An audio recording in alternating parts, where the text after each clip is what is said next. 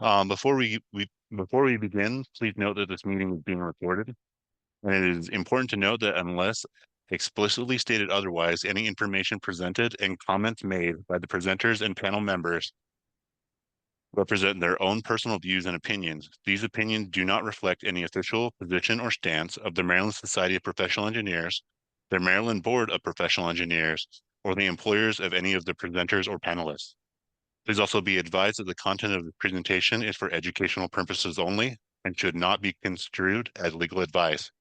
The information provided aims to share experiences and insights in the field of professional engineering. If you have any specific questions or concerns regarding the practice of professional engineering, we highly recommend seeking independent legal advice to ensure compliance with applicable regulations.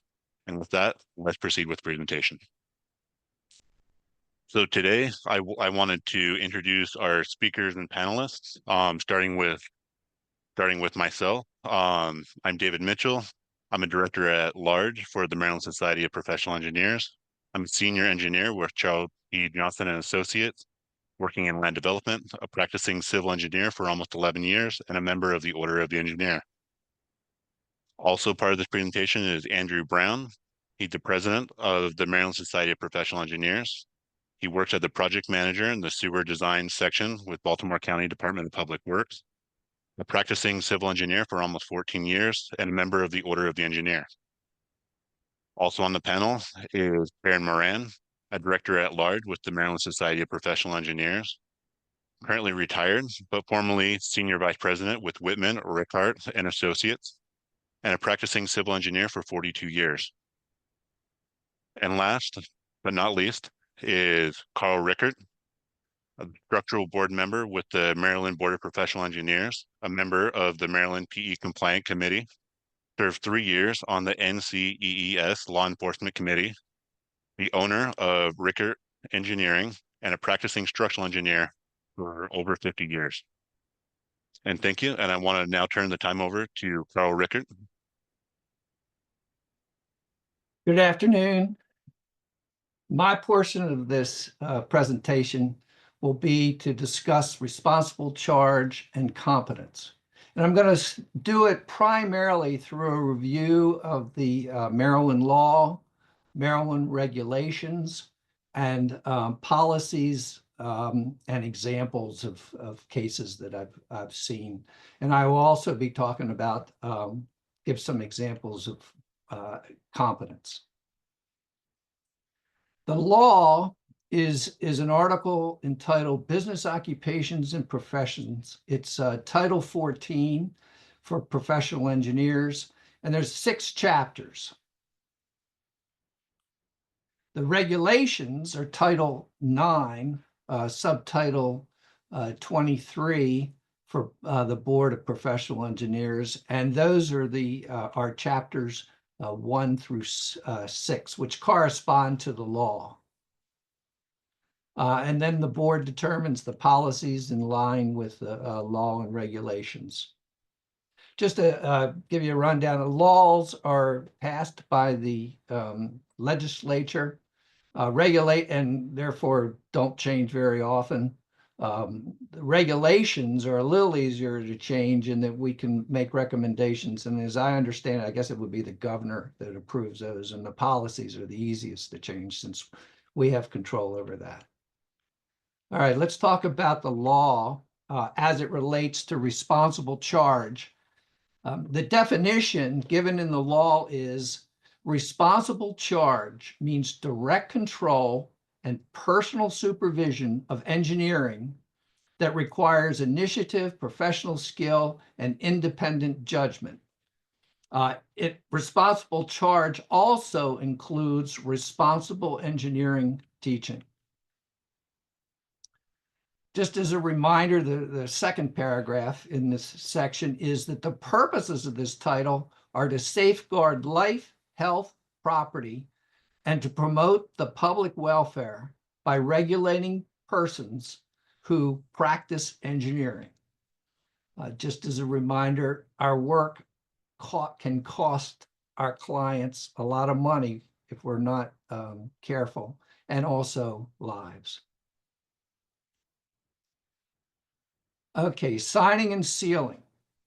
All engineering documents prepared in connection with the alteration, construction, design, or repair of a building, structure, building engineering system, or its components, machine equipment, process subsystems, where the skills of a professional engineer are required, shall be signed and sealed and dated by the professional engineer who prepared or approved those documents.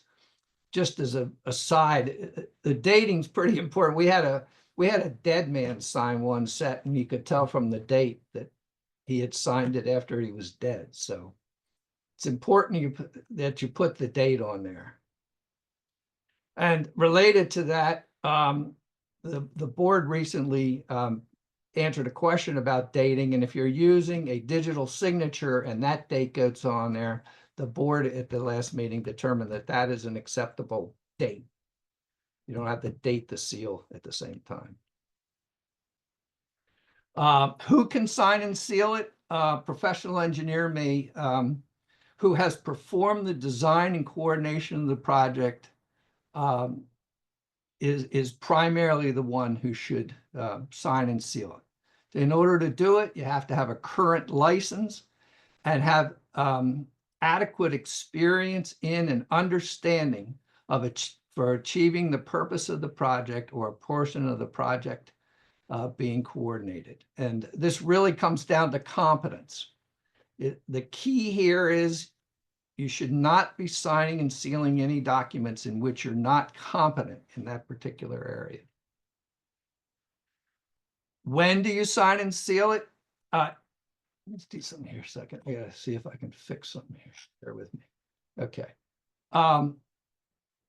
Before a professional engineer issues to a client or submits to a public authority any plan, specification, or report, the professional engineer who prepared or approved the document shall endorse on the document the engineer's original signature and date of signature and the seal or facsimile of the seal. Now, it's not every time you submit something, it's any time.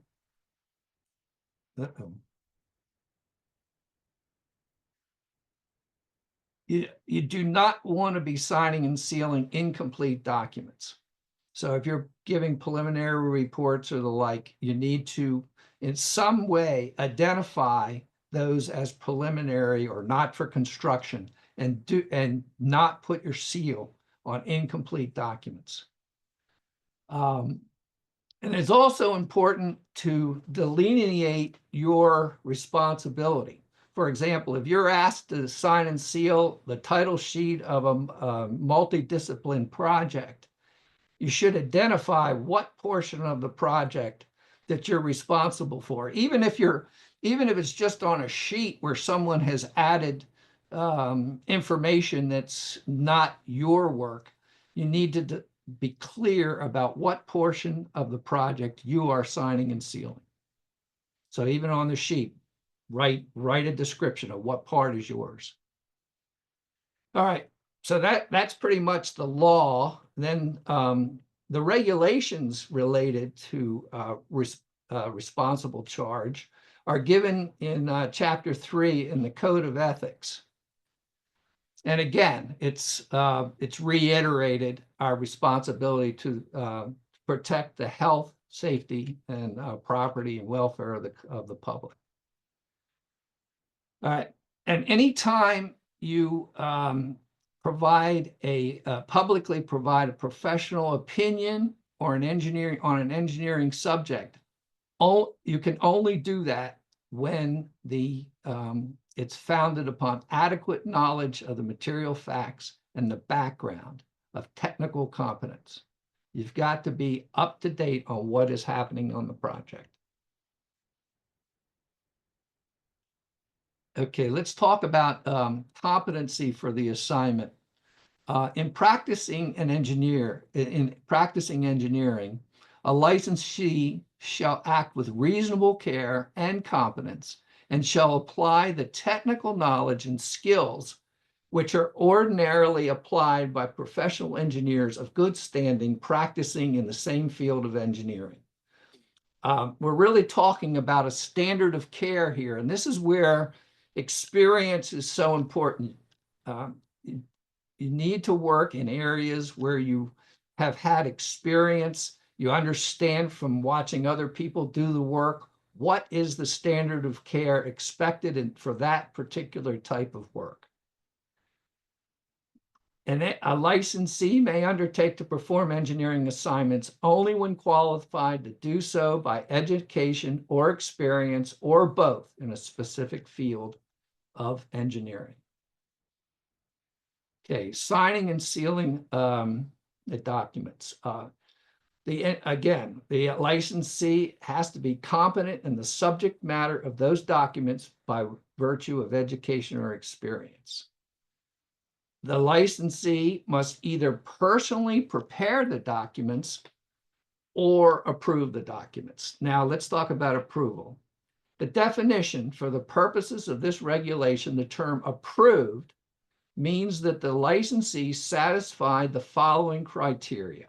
They had technical knowledge and responsible control over the content of the technical submissions during their preparation and performed substantive review and authority to make revisions with regard to the preparation of the submissions described in this regulations. You really should not be signing and seal anything that you do not have the opportunity to revise the drawings as you feel necessary in order to make sure that the drawings are in conformance with the codes or whatever standards you're dealing with.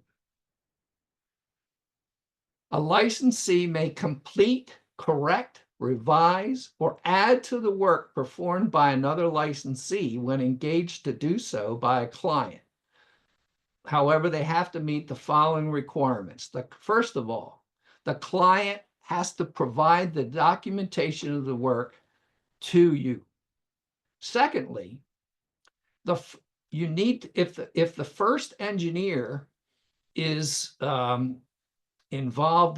still involved in the project, you need to make sure that he understands that you are currently working, that you are about to do additional work in the project. I one time had to revise foundations for a project. The contractor wished to do the foundation slightly different than was shown on the drawings. So we had to define where those foundations were and what part of the project we were taking responsibility for. So that we would then sign and seal those. We then have to sign and seal the documents showing the completions, corrections, additions, etc. Now, the key here is that nothing in this relieves the first licensee from any liability that the first licensee is deemed to assume for performing the work. So it's important that the first and second engineer work together and understand where their works are separated. Okay, let's talk about title block rules. You may not remove a title block from any print or reproduction of the documents described in this chapter. The person that's originally responsible needs to maintain their responsibility. You can't take over somebody else's job and just delete their title block. And if you're doing additional work on a project, you need to make sure that at least the name of your company or entity is shown on the document. Additional rules. In a corporation or partnership, a company is allowed to designate another employee of the entity to sign and seal the documents, as long as they're doing it in accordance with the requirements of this chapter of the regulations. The requirements are that the designee has to be licensed in the state to practice engineering, and the designee also has to be have prepared or approved the documents as we discussed above.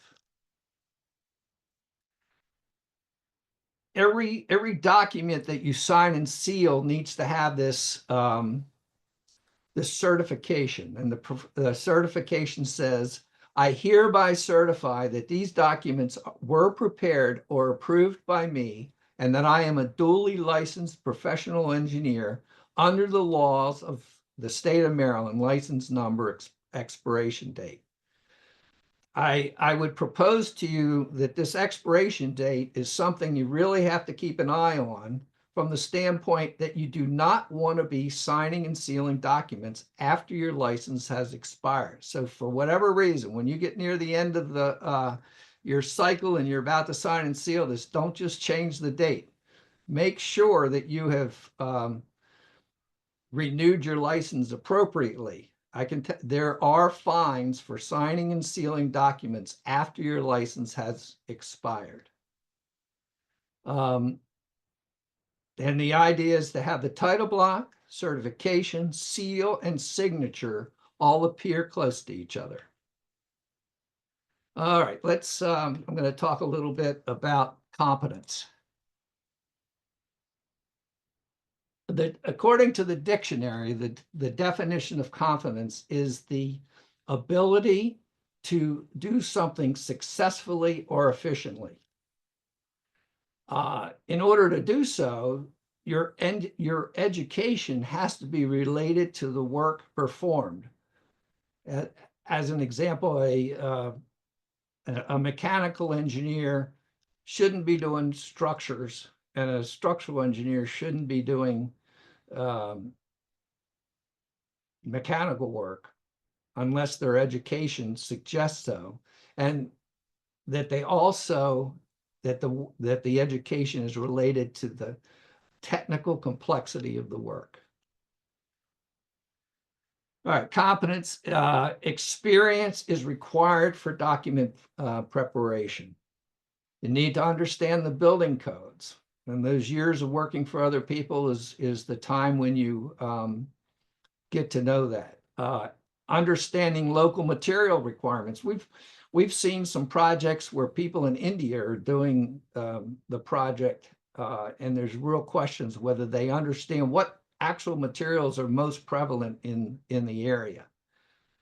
And you need to have you have to understand complex design requirements. I know as a structural engineer, for example, if you're going to work in areas of high earthquakes, they're significantly more complex than just designing lateral for wind. So it's important that you have that experience in that preparation. And then understanding detailing requirements. I mean, when you turn over a set of documents for construction, you need to know what is expected.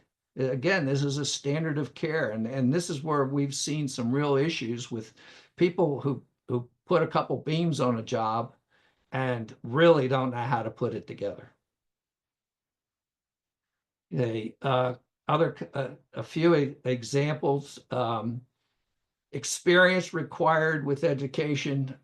I've seen cases where PhD engineers try to do design, but have never really worked with the materials in the preparation of sets of documents, and the documents just do not meet the standard of care. And as I've mentioned a couple times, it's really an understanding what you need to do for details, especially in structural work, in order to give clear directions to the contractors. The other thing is, if you're in a position where you have people working for you and they're doing a lot of the work, you need to have enough experience that you can estimate what the solution should be, so that when you're reviewing these drawings, you don't go and accept a 2-inch beam, for example, spanning 30 feet or something stupid. But you got to have that experience and a feel for what the answer should be, and that demonstrates your competence. And again, review calculations for reasonableness. Okay, let's just talk about a couple policies and examples. one of the keys to responsible charge is getting a good contract right from the beginning.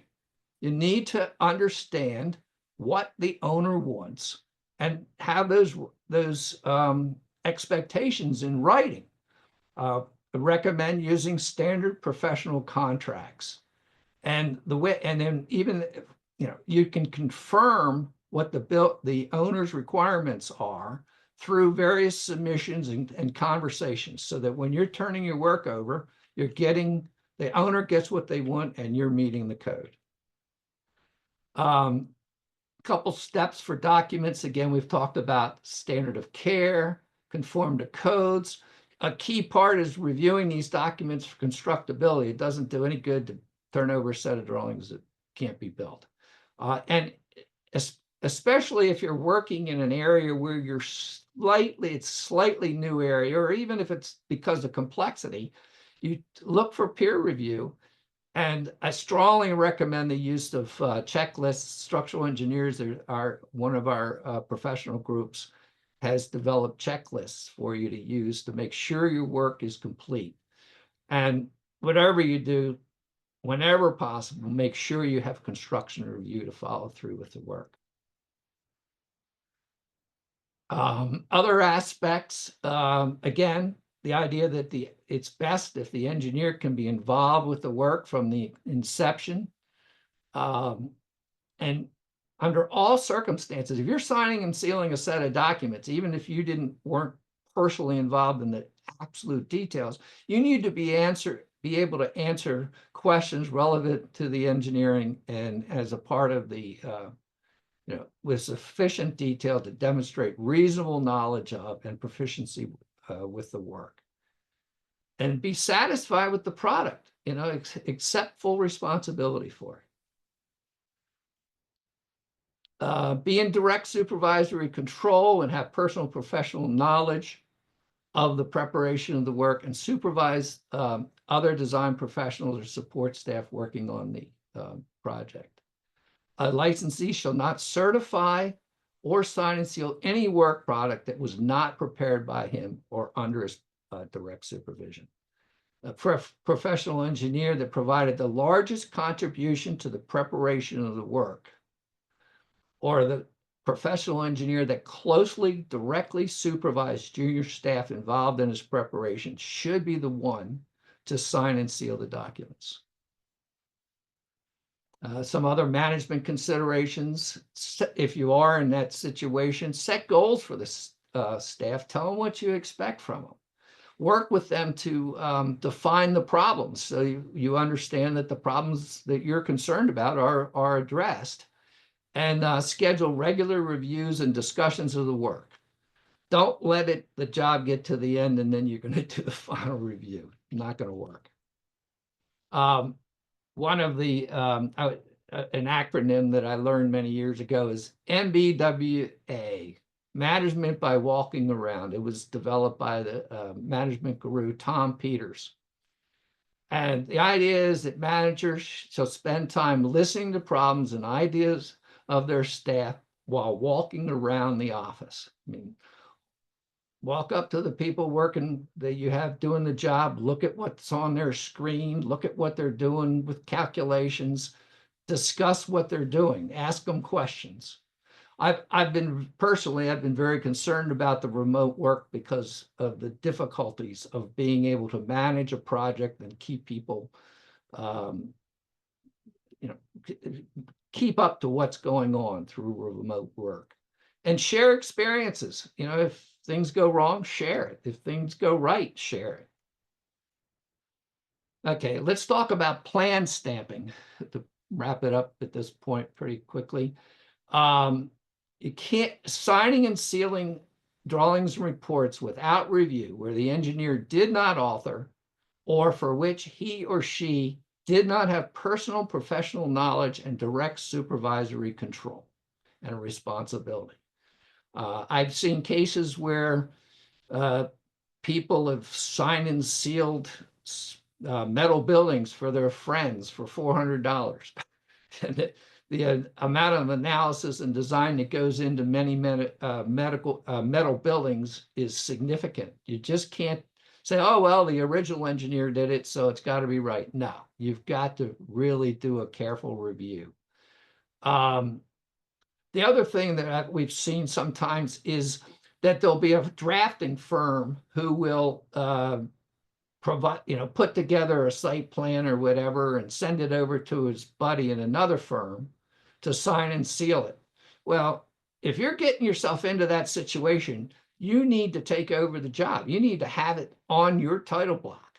You can't just sign and put your seal on somebody else's work like that.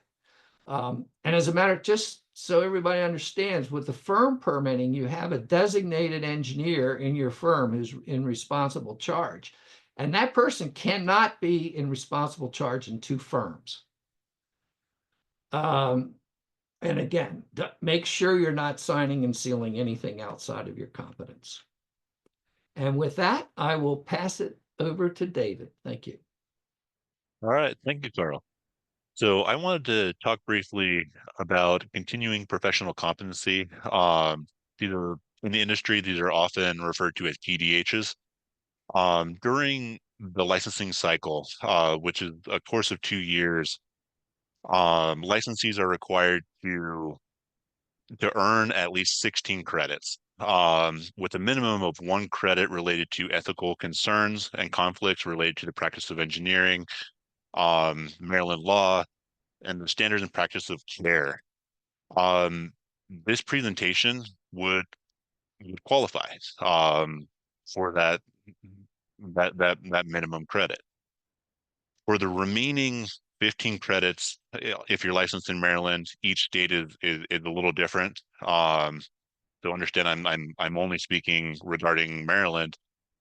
Refer to COMAR for the other qualifying credits. Um, Carl, next slide, please.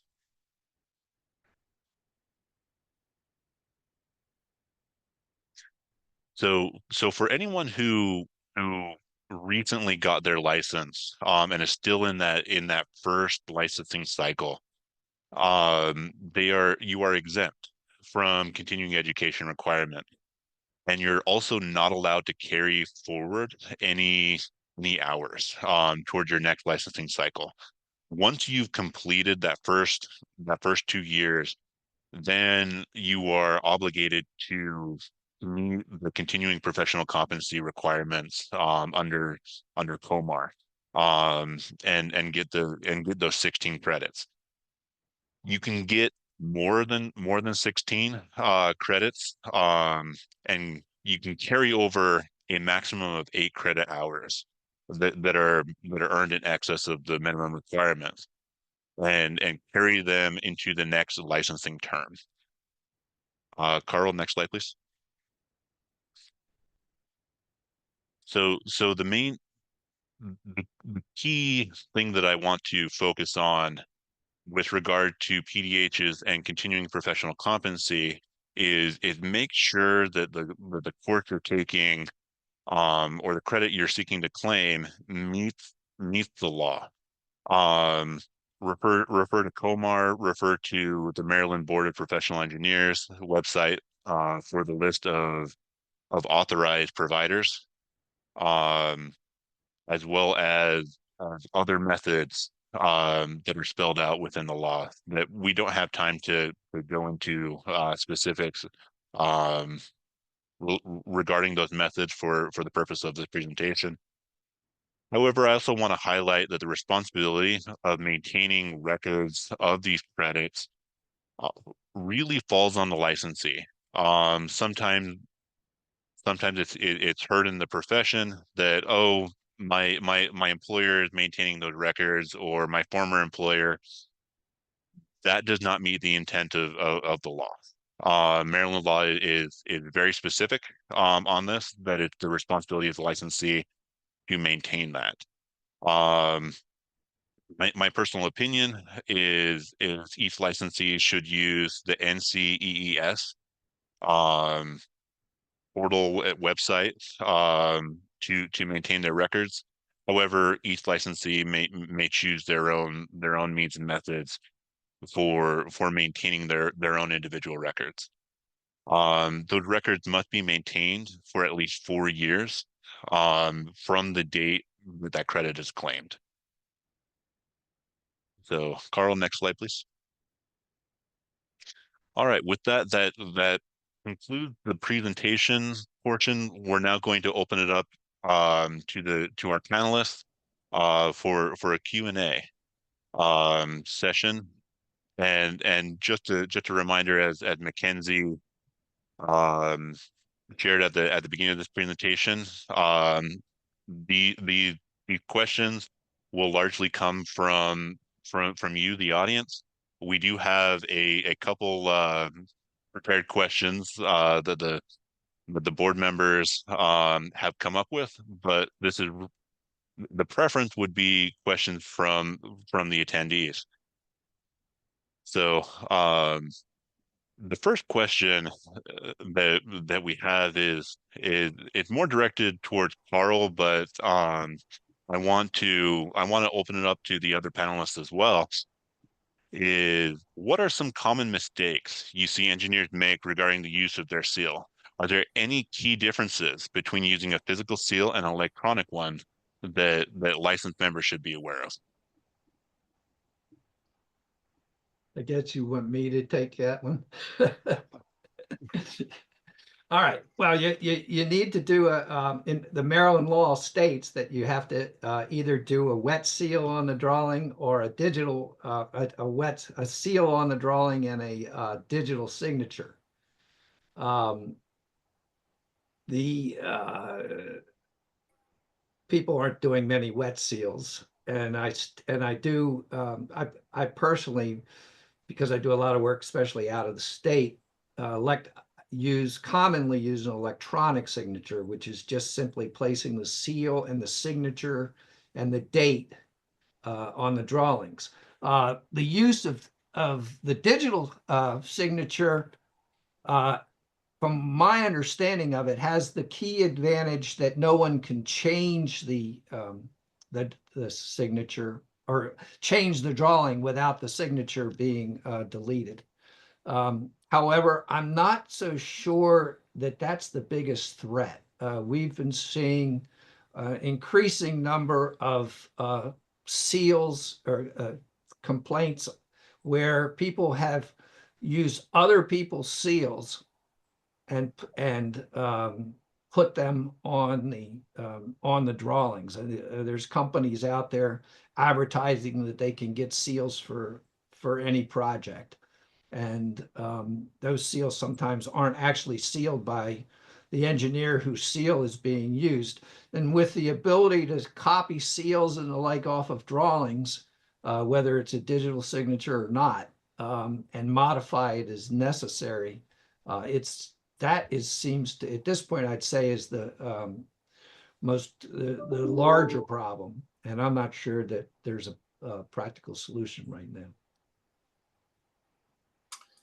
So kind of bouncing off of that, I think adjacent to protecting your digital seal, I see this is probably a best practice thing, but I see this is one of the more common ones that I see as problematic, and that's, for convenience. I think a lot of engineers like to put their seal in CAD or whatever program they're using to draft the plans, and technically there's nothing exactly wrong with this, but I think it opens the door wide to accidentally putting your seal on drawings that it shouldn't be, especially if it's your seal, a date, and your signature all in CAD. I've seen this time and time again where then maybe you have a draftsman, you have a younger engineer, they print the plan set, and right out of the plotter or right into PDF, now you've got plans that have your seal and signature, and you've never even looked at them. And so I would definitely encourage, those of you who hold a PE license, that you're really careful about where you allow your digital signature and seal to live and how you're affixing that to drawings. For me personally, I keep it in a separate file that only I control. And I, reiterating what Carl mentioned, I mean, in COMAR, one of the requirements that's commonly missed is that to serve as original signature, your signature and seal should be affixed to the drawing in a way that basically makes it illegitimate if anyone edits it. And I think a lot of times I see engineers just dropping an image, on a PDF or something like that, and saying, "Yep, that's a digital signature." But if they're not certifying the document, if it's not protected in any way, then I think that's an oversight, and also opens you up to, it makes it that much easier to do a forgery or an honest mistake. Yeah, I guess I would echo keeping tight control over your seal, especially when I was still practicing. There was one person at the firm who kind of held my digital seal, and he knew that he could only put it on something. He was a CAD operator. He knew he could only put it on something if he personally came to me and got my approval to do it. So that control is essential to make sure it's not abused. And I just want to chime in that I think having some sort of measure in a digital document where if there's any change in there, it removes the signature and seal, so it becomes clear that there's been some change to the document from when it was originally approved by the sign and stamping engineer is critical. Sometimes as Andrew mentioned before, I've seen signatures in CAD, and my personal opinion is that just um, opening the door. Um, that really there there needs to be a level of control with whoever is signing and sealing the plan. We have the questions come in from Keith for the panel. Is there a way to use Adobe Acrobat signatures with your seal and date included? I'm, as far as I'm aware, yes. You have to be careful how you do that, but I've used Adobe Pro, and I've also used Review's Bluebeam to set up a seal signature, and you can set it up so that it will certify the document, and it brings up like a signature page. So I think if you configure it correctly, it should be doable in those software. And also, though, I would encourage anyone who's looking to do that, do pay close attention to also like what your reviewing agency is looking for. I know for example, I think it's State Highway requires there's a next level of identity authentication. You have to go to a third party, and you actually get like a USB chip, and you put it in your computer once they've looked at all your documents, and then only when that's plugged in and verified, then it will actually certify your PDF. So there's an element of this that's on you for your own personal responsibility. There's also, just be aware of what the reviewing agencies are also looking for.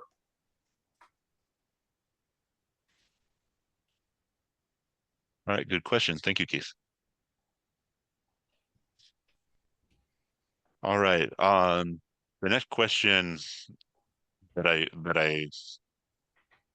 the board has come up with was I was working on a grading plan set that was submitted for county review. Plan set included a forest conservation plan, commonly known as an FCP plan. I had signed and sealed the engineered drawings, and a licensed forester has signed the forest conservation plan sheets. The county argued that every sheet in the plan set had to be signed and sealed by a professional engineer. Since I was not qualified to sign and seal the forest conservation plan,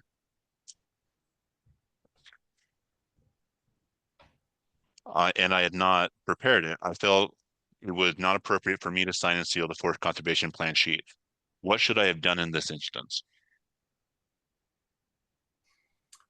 I can chime in first on that one. I think,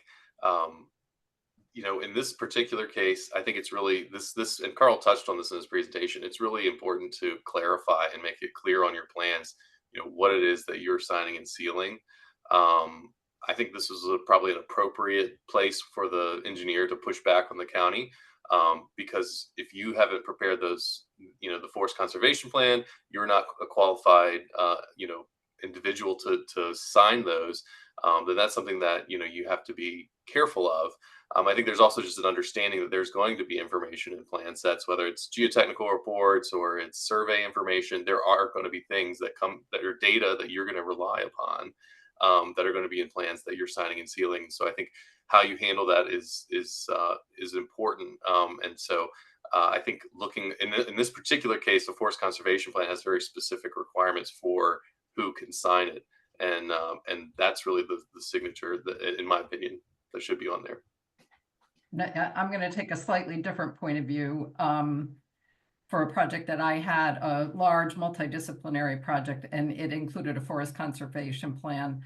And in that particular instance, our certified professional signed a certification on each of the plans for the forest conservation plan, but I also put my PE seal and signature on. And some of the reasoning behind it is that as that forest conservation plan was prepared, I was deeply involved in the delineations and what needed to be done. The plans included provisions for tree protection, for replacement of trees that had to be removed. And we also had to coordinate all the notes on the drawing to make sure that they were consistent with the client's standard specification provisions and the requirements contained in the client's documents. And as well, we had to make sure that we were clear about how this work was going to be paid for, which pay item it was included under, and if there was any room for unit pricing if something was out of the scope that was defined. So sort of for some of those reasons, in the instance that I'm talking about, I felt comfortable adding my PE seal and signature to the plans, as well as our forest professionals certification. That was also a requirement of some of the city agencies. I guess the one sample example that somewhat relates to this that I would have to deal with is sometimes we're asked to put the boring logs on a set of documents, of which, you know, it's really the geotechnical engineer's work, not ours. But normally we don't get a geotechnical engineer in to sign and seal it. But you know, you could one option may be to make it clear that this information is provided for information only and not and is not certified to adequacy by the engineer sealing the drawing. Yeah, and Karen, I like that example because I think that sort of speaks to there are a lot of situations where there's some nuance, right? There's not a black and white, well, you should never sign this or you should always sign this. There's a lot, I mean, there is an element of engineering judgment that you have to look at. I mean, because the example you described, I say, well, yeah, that does sound like that's appropriate. You were deeply involved in the creation of those plans, and you had the qualified professional signature on there. And that's a different story than someone saying, hey, yeah, we subbed out the forest conservation delineation and now they want me to throw my seal on the plans. So Oh yeah, absolutely. If it had been subcontracted out and I didn't really know that much about it, I would not have signed and sealed it either. So yeah, the specific circumstances are important to consider in making that decision whether you're going to sign and seal a document.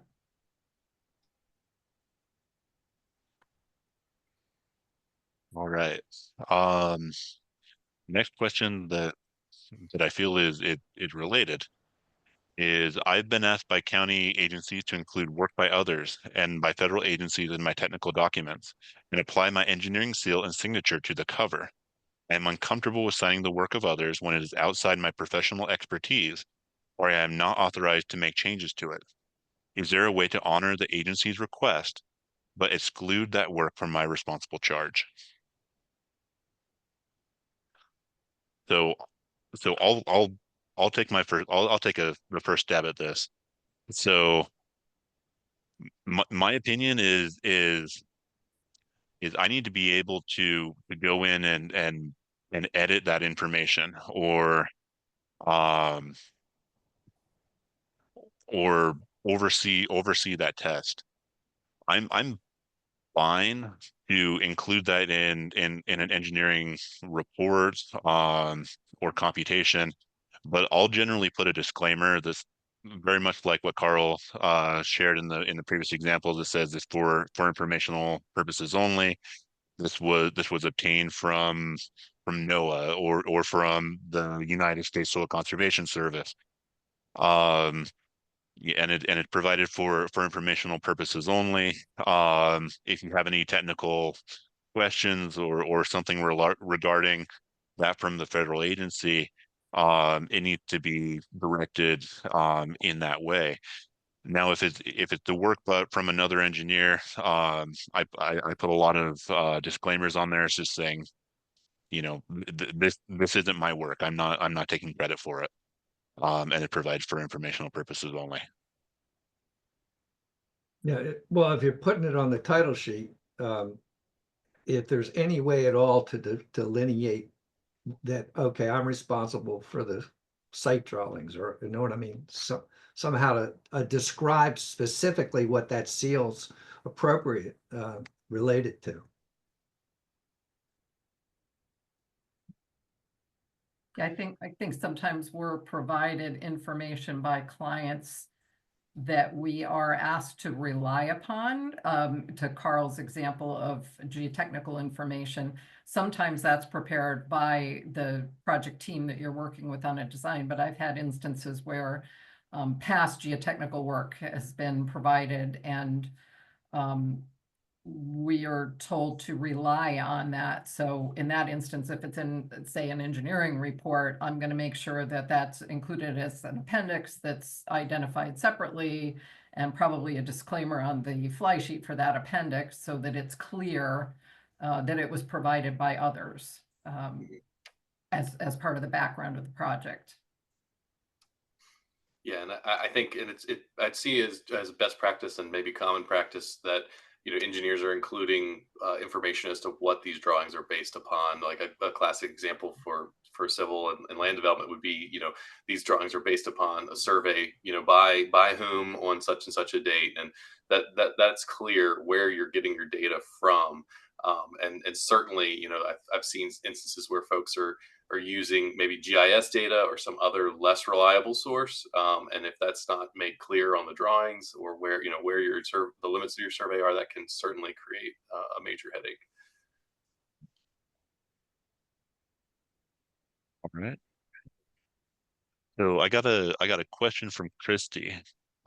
Is there a requirement to keep a log of everything that you sign and seal?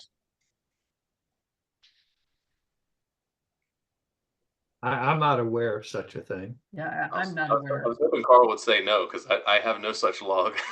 Yeah. Same here, same here. I don't have it, but I have a very careful location in every file that shows every time I sign and seal a document.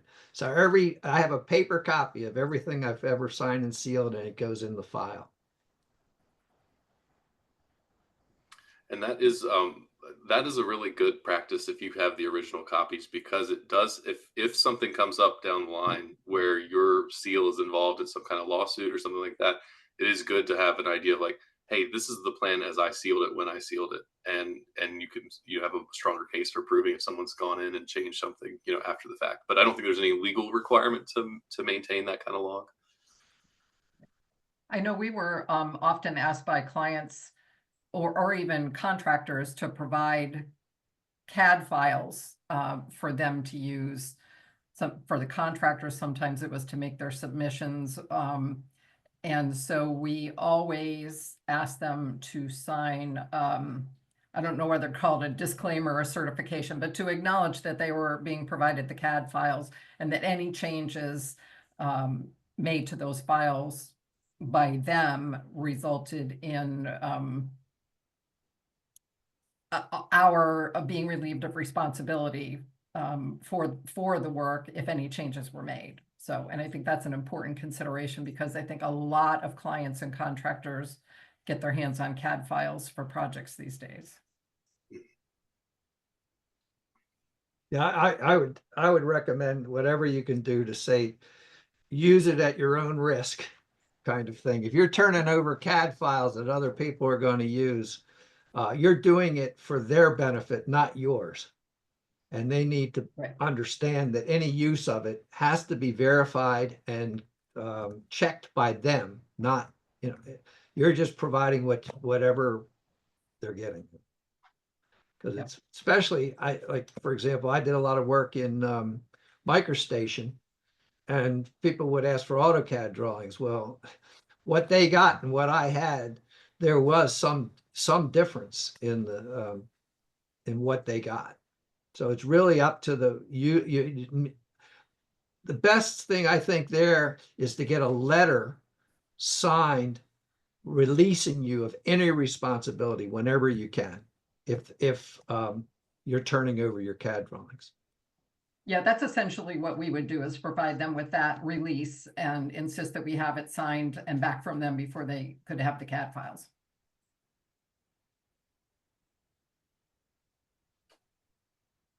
Right. Thank you, Christy, for that comment, for that question. Um, got a got a question from Jerry. Says possibly you could add a disclaimer excluding your seal from the sheet where the structural information is shown. The structural drawings have to be constructible. They can't be for information only.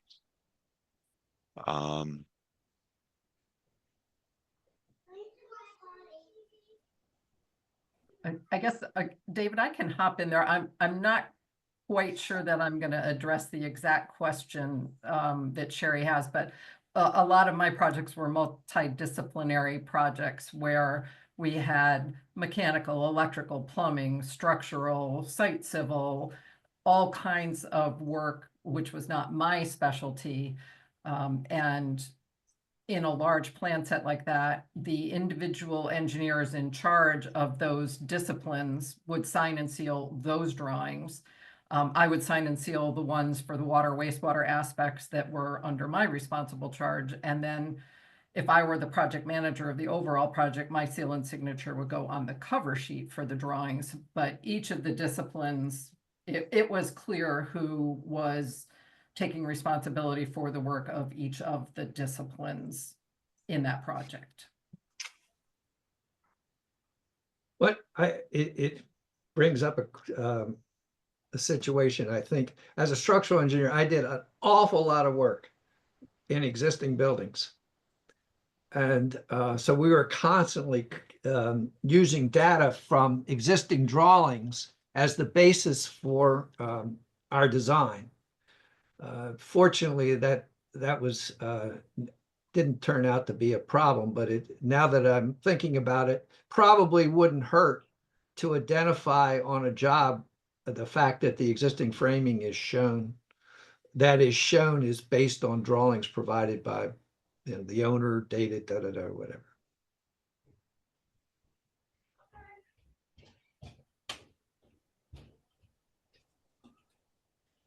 All right. Thank you, Sherry. Good question.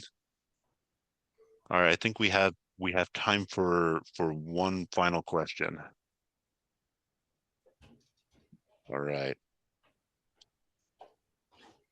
So one question is, if I have signed and sealed a document but not yet submitted it to an agency, then I've left that employer where I signed and sealed the document. Can my previous employer still submit those documents bearing my seal and signature?